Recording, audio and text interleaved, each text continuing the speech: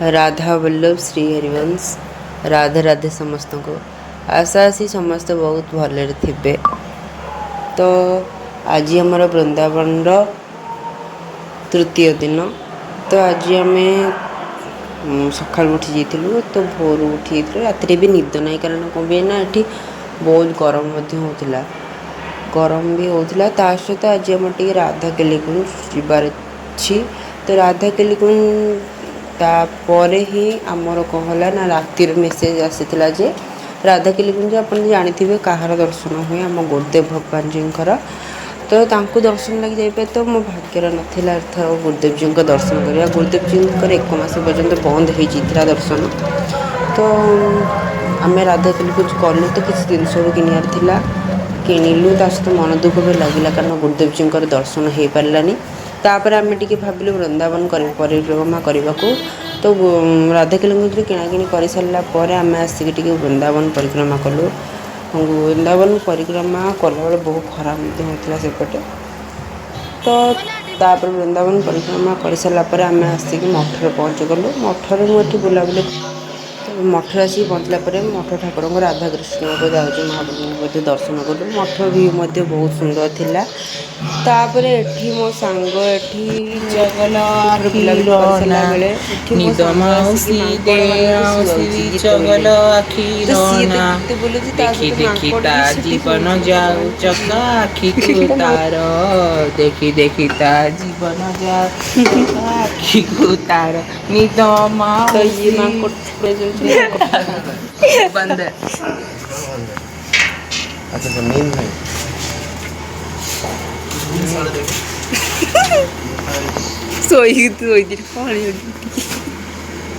तापर से माकड़ सहित खेलाखेली कर सारापर आम आसिक पहुँच गलु जो श्रृंगारी घर श्रृंगार करने को देखिलु लाली को श्रृंगार। तो बहुत बढ़िया करते बहुत भल सुंदर भाव करते। देखी श्रृंगारी गलापर आम श्रृंगारी कर सारापर भाई मोर गलु। तो ब्रजवासी मधुकरी पाइबापी मधुकरी पाइबापी आम ये ब्रजवासी जन थे। तो घर में ब्रज मधुकरी पाइबापी आसलु। मधुकरी पाई सारापर मध्य संध्या भी हो आसला। आम टे बाहरलु राधिका वल्लभ जी मंदिर। राधिका वल्लभ जी मंदिर आम टे कंठी प्रसादी करार थिला। तो राधिका वल्लभ जी पाखे मंदिर आसतु देखते दर्शन करूँ। जय जय श्री राधिका वल्लभ की जय श्री हरिवंश। तो राधिका वल्लभ जी राधिका वल्लभ दर्शन कलु। तार सहित कीर्तन होता कीर्तन योगदान देलु।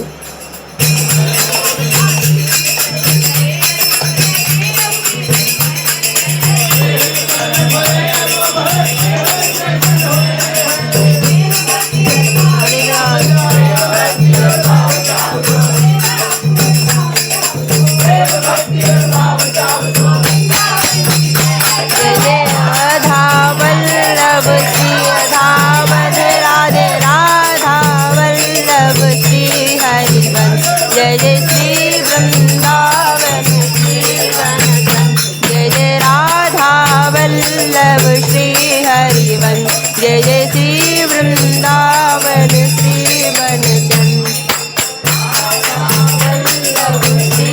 कीर्तन कर सारापर से भी इच्छा होता आसवाक। तो आम टे आम राधिका वल्लभ जी आसलु। राधिका वल्लभ जी पाखे दर्शन करूँ।